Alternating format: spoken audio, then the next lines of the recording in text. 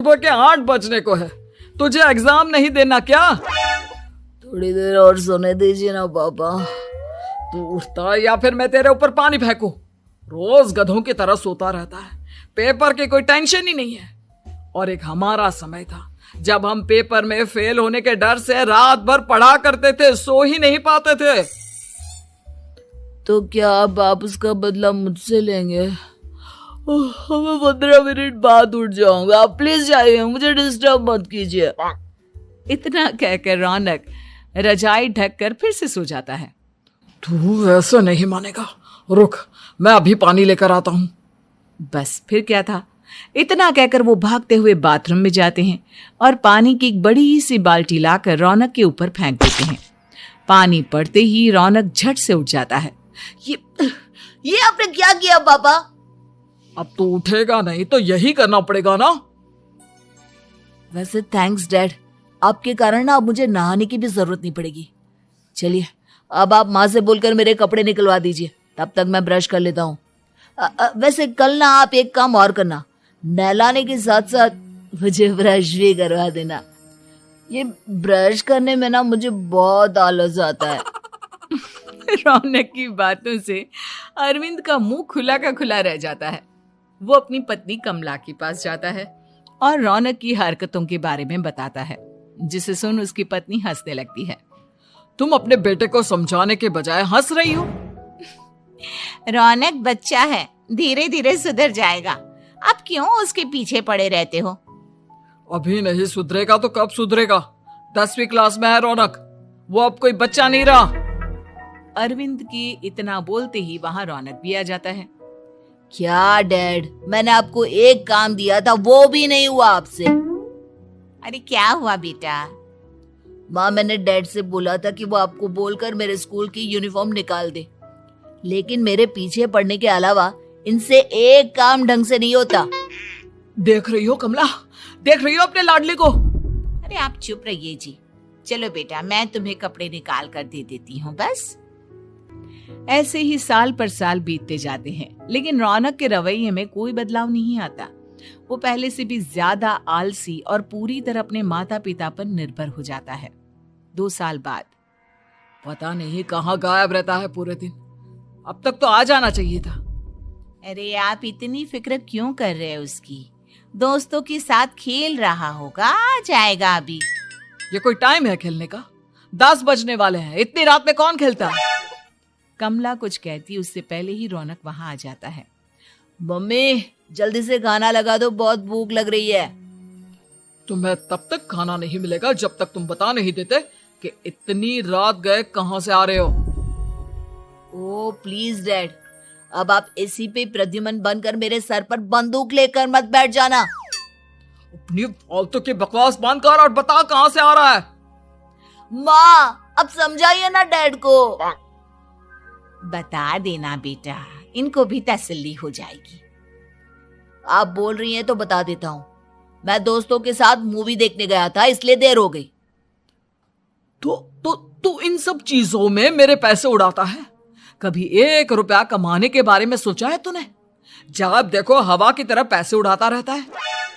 माँ अब आप इन्हें चुप करा दीजिए, वरना ना मुझे गुस्सा आ जाएगा। अच्छा क्या कर लेगा? बता ना क्या कर लेगा तू? वैसे बात तो ठीक ही है, मैं कर ही क्या सकता हूँ, पैसे तो फिर भी मैं आपसे ही मांगूंगा ना। चलिए अब ये सब बात छोड़िए और मम्मी मेरे लिए खाना लगा दीजिए। अभी लगा देती हूँ बेटा। मैं बता रहा हूँ कमला, एक दिन ये ऐसे ही बिगड़ जाएगा। ओफो, आप क्यों इतना पीछे पड़े रहते हो मेरे बच्चे के? बाद की बात में देखेंगे, अभी आप शांति से उसे खाना खाने देंगे। अगले दिन डैडी मुझे 10,000 रुपए चाहिए। हाँ?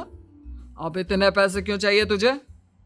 डैड आप बिना सवाल किए कभी पैसे नहीं दे सकते क्या? जब तक तू बताएगा नहीं तुझे पैसे भी नहीं मिलेंगे। अरे अब आप अपने बेटे को पैसे भी नहीं दे सकते? नालायक, तेरी उम्र के लोग नौकरी करते हैं और एक तू है जो नौकरी करने का नाम ही नहीं लेता कभी। आप लोगों के होते हुए भला मैं नौकरी क्यों करूं? अरे हम कब तक पैसे देंगे तुझे? तुझे भी तो अपने पैरों पर खड़ा होना होगा ना। कौन सा उधार के पैरों पर खड़ा हूं? अपने ही तो पैरों पर खड़ा हूं मैं। इसी तरह रौनक दिन प्रतिदिन लापरवाह होता जाता है। उसकी लापरवाही को देखते हुए अरविंद और कमला अपने बेटे की शादी कराने का फैसला लेते हैं और 1 महीने के अंदर अंदर ही रौनक की शादी मेघा नाम की लड़की से करा देते हैं। शादी के कुछ दिन बाद, रौनक, मुझे एक अच्छी सी साड़ी चाहिए, आप ला दोगे ना? हाँ, क्यों नहीं। कितने तक की आती है साड़ी? यही करीब 5,000 तक की। तुम चिंता मत करो, मैं आज ही डैडी से पैसे मांगकर तुम्हारे लिए साड़ी ले आऊंगा। आप कब तक ऐसे ही अपने पापा से पैसे मांगते रहेंगे? कोई अच्छी सी नौकरी क्यों नहीं कर लेते आप? अरे डैड के होते हुए मुझे नौकरी करने की जरूरत ही क्या है? पर आप ऐसे कब तक उनसे पैसे मांगते रहेंगे? कुछ आपको अपने दम पर भी तो करना होगा ना। अब तुम भी बाकी लोगों की तरह मुझे ज्ञान देना शुरू मत कर देना। साड़ी चाहिए ना तुम्हें, मिल जाएगी बस। इतना कहकर रौनक अपने पिता से पैसे मांगने चला जाता है। डैडी, मुझे 5,000 रुपया चाहिए। अब 5,000 क्यों चाहिए तुझे? वो मेघा को साड़ी चाहिए थी। अरविंद आगे बिना कुछ कहे चुपचाप उसे पैसे निकाल कर दे देता है। कुछ दिन बाद, तुम्हें नहीं लगता कमला, रौनक हम पर पहले से भी ज्यादा डिपेंड हो गया है? मुझे तो अब उसके भविष्य की चिंता होने लगी है। कल को हमें कुछ हो गया तो वो क्या करेगा? काश तुमने पहले ये सोच लिया होता तो आज हमारा बेटा इतना लापरवाह नहीं होता। तब मुझे कहाँ पता था कि मेरा लाड प्यार उसे इतना बिगाड़ देगा कि वो इस हद तक लापरवाह बन जाएगा। कोई बात नहीं, अभी भी देर नहीं हुई। मुझे पता है उसे कैसे सुधारा जा सकता है। कैसे? अरविंद कुछ कहता उससे पहले रौनक वहां आ जाता है और पैसों के लिए हाथ फैलाने लगता है। डैड, मैं और मेघा बाहर घूमने जाना चाहते हैं। अरे वाह, ये आज सूरज कहाँ से निकला है? Dad please. अच्छा चलो अब मुद्दे की बात करो। मुझे अब 25,000 चाहिए। अब तुम्हें 1 रुपया भी नहीं मिलने वाला। अगर तुम्हें पैसों की इतनी ही जरूरत है तो कोई ढंग की नौकरी कर लो। मम्मी, आप कुछ कहिए ना डैड को।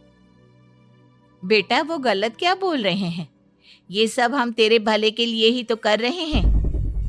मम्मा, मैंने बताया ना आपको, मुझे नहीं करनी कोई जॉब वॉब। तो ठीक है, निकल जाओ हमारे घर से। तुम्हारे जैसे लोगों के लिए मैंने ये घर खड़ा नहीं किया है। जितना ये घर आपका है ना, उतना ही मेरा भी है। मैं कहीं नहीं जाने वाला।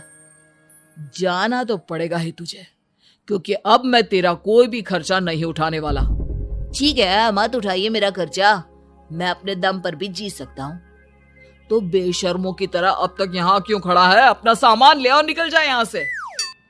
रौनक पैर पटकते हुए वहां से चला जाता है। घर से निकालना जरूरी है क्या उसे? बिना पैसों के कौन रखेगा उसे किराए पर?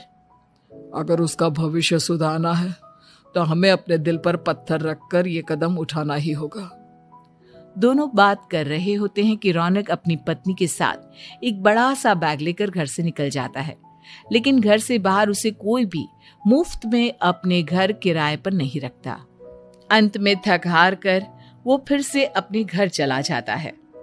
क्या हुआ? थोड़ी देर पहले तो दहाड़ते हुए घर से निकला था, अब क्या हुआ? नहीं रखा ना किसी ने तुझे किराए पर? डैड प्लीज, मैं कुछ दिनों में कोई अच्छी सी नौकरी शुरू कर दूंगा। आप तब तक तो हमें रख लीजिए प्लीज। सुबह से रात हो चुकी है लेकिन कोई हमें रखने को राजी नहीं है। अब आप ही बताइए, इतनी रात को मैं मेघा को लेकर कहाँ जाऊंगा?